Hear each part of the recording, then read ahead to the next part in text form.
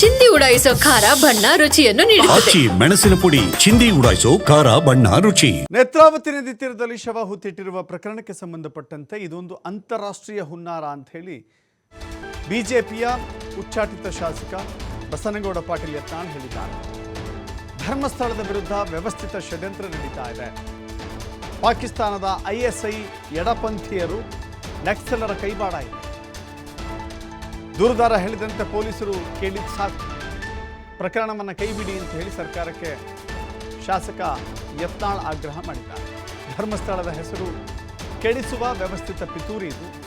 ಷಡ್ಯಂತ್ರ ಮಾಡ್ತಾ ಇರುವವರ brain mapping ಮಾಡಿಸಬೇಕು. ನದಿ ತೀರದಲ್ಲಿ ಗುಂಡಿ ಅಗಿಯೋದು ಬಂದ್ ಮಾಡಬೇಕು ಅಂತ ಹೇಳಿ ವಿಜಯಪುರದಲ್ಲಿ ಯತ್ನಾಳ್ ಆಗ್ರಹ ಮಾಡಿದ್ದಾರೆ.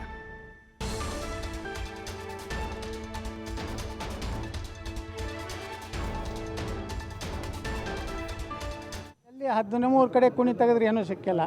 20 ಫೂಟ್ ತೆಗನಾಗ 20 ಫೂಟ್ನಾಗ ಯಾರು ಹೆಣ ಮುಚ್ಚಲಕ್ಕೆ ಆಗ್ತತ್ತನ್ರಿ? JCBಗೆ ಇದಕ್ಕೇ ಅದು ಅಡ್ಡಾಕ ಸಾಧ್ಯ ಇಲ್ಲ. ಕರಾವಳಿ ಅಂದ್ರೆ ಭಾಳ ಅದು ನೆಲ ಭಾಳ ಗಟ್ಟಿ ನೆಲ ಅದು.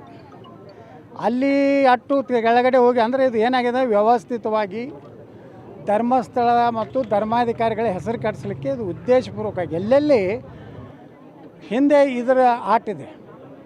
ಇದು ಕಾಂಗ್ರೆಸ್ಸಿನ ಹೈಕಮಾಂಡದ ಆದೇಶದ ಮೇಲೆ ಸಿದ್ದರಾಮಯ್ಯನವರು SIT ನೇಮಕ ಮಾಡಿದ್ರು. ಏನಾರ ಮಾಡಿ ಇನ್ನೂ ಪುಣ್ಯ ನಾವೆಲ್ಲ ಮಾಧ್ಯಮದವರಿಗೆ ಅಭಿನಂದನೆ ಸಲ್ಲಿಸ್ತೀನಿ. ಯಾಕಂದರೆ ನೀವು ಅಲ್ಲಿ ನಿಮ್ಮ ಕಣ್ಗಾವಲು ಇರಲಿಲ್ಲ ಅಂದ್ರೆ ಎಲ್ಲಿದೋ ಎಲುವುಗಳು ತಂದು ಹಾಕಿ ಇಲ್ಲ ಇಲ್ಲಿ ಸಿಕ್ಕು ಅಂತ ಹೇಳಿನೂ ಪ್ರೂವ್ ಮಾಡ್ತಿದ್ರು.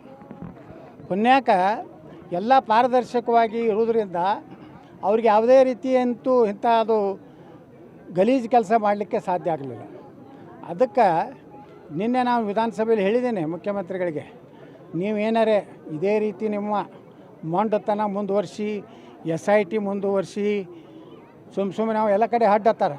ಇನ್ನೂ 30 ಕಡೆ ಸಿಕ್ಕಿದೆ ಅಂತ ಹೇಳ್ತಾರೆ. 300 ಹೆಣ ನಾವು ಮುಚ್ಚಿದ್ದೀನಿ ಅಂತ ಹೇಳ್ತಾರೆ. ನಾಳೆ ಹೇಳ್ತಾರೆ ಧರ್ಮಸ್ಥಳ ಮಂಜುನಾಥ ಸ್ವಾಮಿ ತಳಗ ಮುಚ್ಚಾರತ್ತೇಳಿ. ಅಂದ್ರೆ ಅದು ತಳಗೂ ಹಡ್ಡವ್ರೆ ನೀವು. ಅದಕ್ಕೆ SIT ಕ್ಲೋಸ್ ಮಾಡಿರಿ. ಅವ್ರು ಏನು ನನ್ನ ಮಕ್ಕಳು ಅದಾರ ಒಂದು ಟೀಮು, ಅವ ಯೂಟ್ಯೂಬರ್ ಸಮೀರ್ನ ಹಿಡಿದು ಯಾವ ಮುಸುಕದಾರಿ ಅದ ಎಲ್ಲರದ್ದು ಅವ್ರು ಬ್ರೈನ್ ಮ್ಯಾಪಿಂಗ್ ಮಾಡಿರಿ.